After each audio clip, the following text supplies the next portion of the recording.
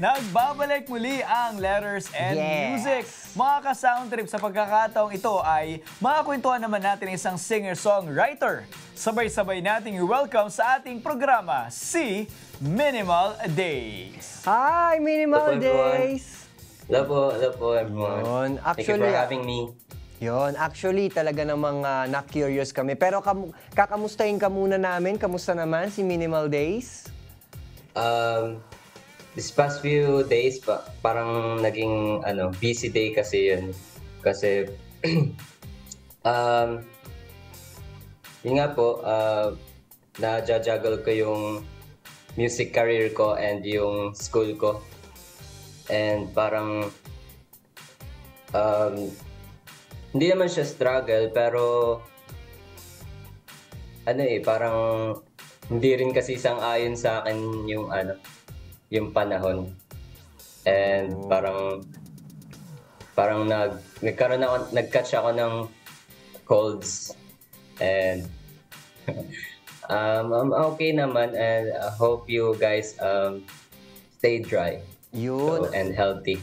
Totoo naman talaga dahil Kuya Aaron at saka Minimal Days. Totoo naman talaga na as goes by, as the day goes by, talaga naman paulit-ulit ang mga pag-ulan, kaya naman stay safe and stay dry. Pero ito, na-curious lang kami kung bakit nga ba Minimal Days ang iyong name. Kala nga namin, group or band eh.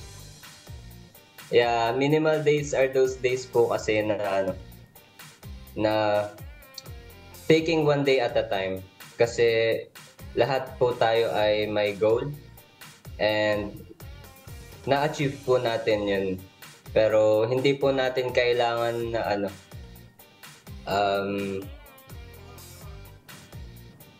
kunin natin yun overnight. Hindi po natin makukuha agad-agad eh. So, ito pong Minimal Days para po siyang naging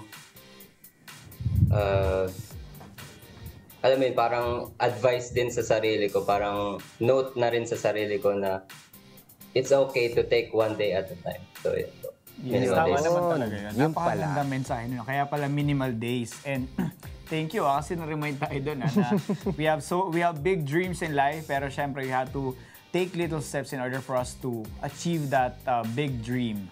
Napaka-importante. Englishan na to, no guys? Yes. At dahil dyan, maano mo maibahagi sa amin patungkol sa iyong original composition na 11,100 kilometers? Or tama ba? Yung Kwentuhan mo naman kami. Oo. 11,100 kilometers po kasi is about, long distance relationship, about family, friends, loved ones, or even sa sarili mo kung feel mo distant ka sa sarili mo.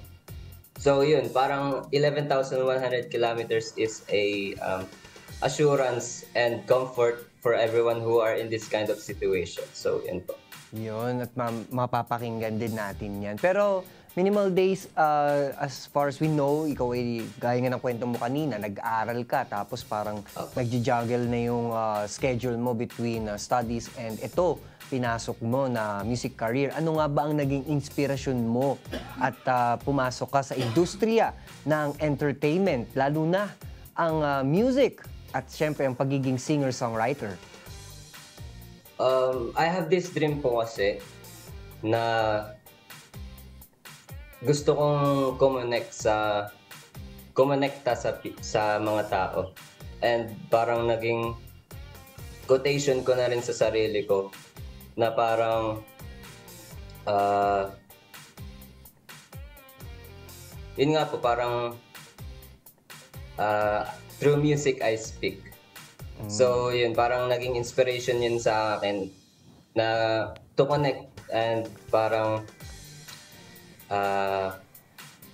to connect with somebody na who are in this kind of situation. Kagaya din po ng 11,100 kilometers, nagkaroon po siya ng variant of meanings.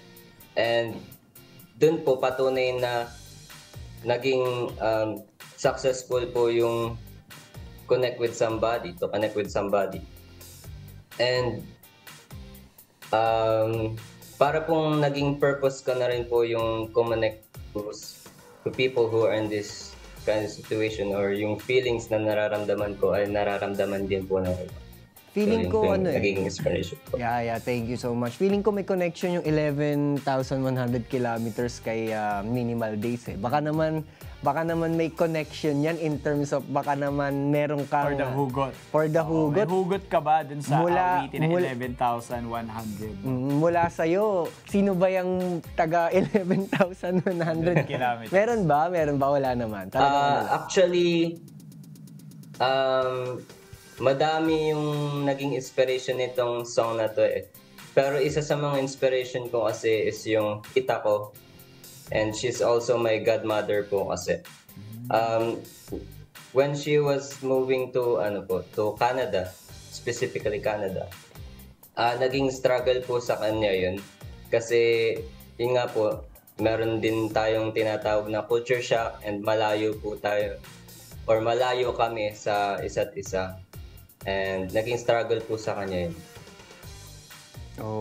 Yun pala yung mga connections. Oo, 11,100 kilometers. Alam mo, ramdam na ramdam ko yung pagkalalim ng personality, no? Tsaka yung pag-approach ni Minimal Days pagdating sa mga bagay-bagay. And for sure, bukod sa 11,000 kilometers, yung makakapag-produce ka pa ng mga songs na talagang people can relate to deeply, no? Ngayon sa pagkaka-interview natin, nararamdaman ko na malalim, no, yung pagkakaano niya sa musika. Kaya tuloy-tuloy mo lang yan. And speaking of tuloy-tuloy, syempre, we know in the future na magtutuloy-tuloy din ang career mo, and part of it is magkakaroon ka ng chance na magkaroon ng collaboration with other artists. Syempre, I mean, you're open to that. Meron ka bang dream collaboration probably in the future, possibly in the future? Sino-sino ba sila? Yung mga famous artists natin, mga singers and songwriters natin. Meron ka ba like people in mind?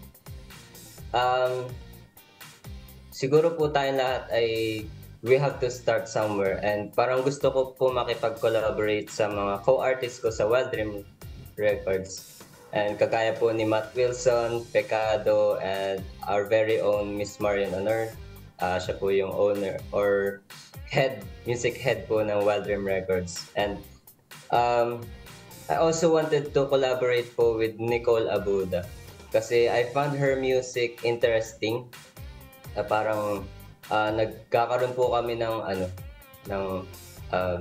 same music, same taste music. Parang nagiging folky po yung namin, yung song. And I also wanted to collaborate po with Sealed Benitez, former band po ng Four of Spade.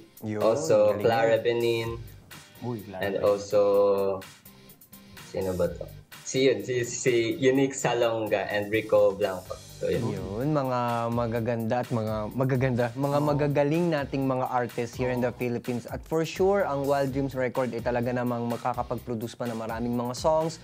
And with that, ito na, now's your chance, Minimal Days, na makapag-promote, makapag-shoutout. Now is your time para naman talagang mabanggit mo na lahat ng mga gusto mo bago natin i-play ang iyong song. Go, Minimal Days!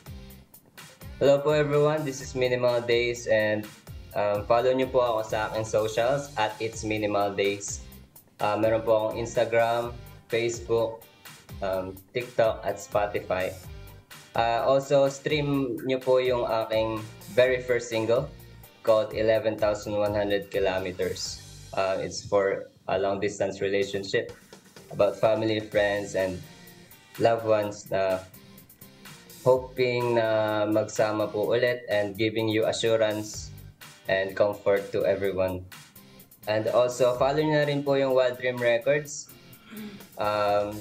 It's headed by Miss Marian Honor. Follow nyo na rin po yung core artists ko, sina Matt Wilson, Pecado, and our record head label, si Miss Marian Honor. So yun po. Thank you po. No. Thank you for having me po. No, thank you so much for being here at nakasama ka namin at nakakwentuhan dito sa ating segment. Pero ngayon, excited na ang lahat para mapakinggan ang pinag-uusapan nating kanta. Kaya pa natin binabanggit itong 11,100 kilometers na yan eh. And now to perform his latest single, panoorin natin si Minimal Days. Enjoy guys! 11,100 kilometers!